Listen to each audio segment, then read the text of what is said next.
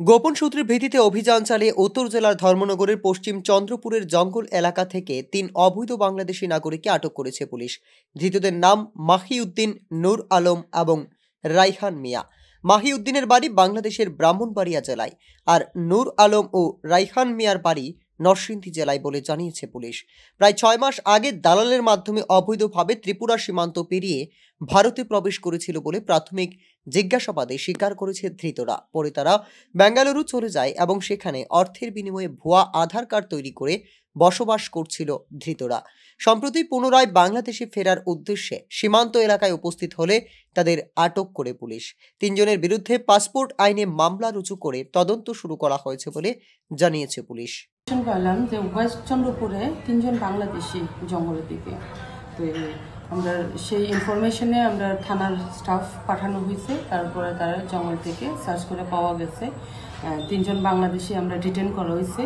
এখন তাদের ডিটেনের পরে এখন তাদের এগেনস্টে এফআইআর নেওয়া হবে ধর্মনগর পিএসে, তারপর আগামীকালকে কোর্টে পাঠানো। আমরা যে জানতে পারলাম যে তাদেরকে ধরা হয়েছে তারা দালাল মারফত এখানে এসেছে। হ্যাঁ, একজন দালালের নাম বলেছে ইসলাম উদ্দিন। তাকে কি আটক করা হলো? না, তাকে এখনো পাওয়া যায়নি, ওর মোবাইল সুইচ অফ। তারা কোথা থেকে আধার কার্ড বানিয়েছিল? এটা তারা বিগত ৬ মাস আগে ইন্ডিয়াতে এসেছিল।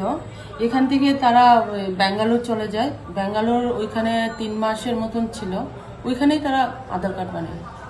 যাদেরকে আটক করা হয়েছে ওনাদের নামটা? ওনাদের একজন হলো এমডি নূর আলম, তারপরে রাইহান মিয়া, তারপর মাহিউদ্দিন, ৩ জন। তাদেরকে আগামীকাল কোর্টে প্রেরণ করবে। হ্যাঁ। দীর্ঘদিন ধরেই ভারত ও বাংলাদেশ সীমান্তে অবৈধ অনুপ্রবেশ, মানব পাচার এবং নথি জালিয়াতির জন্য সংবেদনশীল বলে পরিচিত ত্রিপুরা। বিশেষত উত্তর জেলা ও ধলাই জেলার সীমান্তবর্তী অঞ্চলগুলো চিহ্নিত এই চক্রের সক্রিয় ঘাঁটি হিসাবে প্রতিনিয়ত এমন অনুপ্রবেশের ঘটনা প্রকাশ্যে আসায় প্রশাসনিক নজরদারি ও সীমান্তরক্ষী বাহিনীর দক্ষতা নিয়ে জনমনে তৈরি হয়েছে প্রশ্ন। সীমান্তে প্রযুক্তি নির্ভর নজরদারি ও আন্তঃরাজ্য দালাল চক্রের বিরুদ্ধে সমন্বিত পদক্ষেপ না নিলে জাতীয় নিরাপত্তা ও বিপন্ন হওয়ার রয়েছে আশঙ্কা। বিশ্লেষকদের মতে এই ধরনের ঘটনা শুধু আইন শৃঙ্খলার জন্য নয়, বরং রাষ্ট্রীয় পরিচয় ব্যবস্থার বিশ্বাসযোগ্যতার উপরও হানছে আঘাত। কারণ অভিযুক্তরা দেশের অভ্যন্তরে বসে ভুয়া আধার কার্ড তৈরি করতে সক্ষম হয়েছে, যা প্রশাসনিক ব্যর্থতার দিকেই করছে ইঙ্গিত। Bureau report, news now.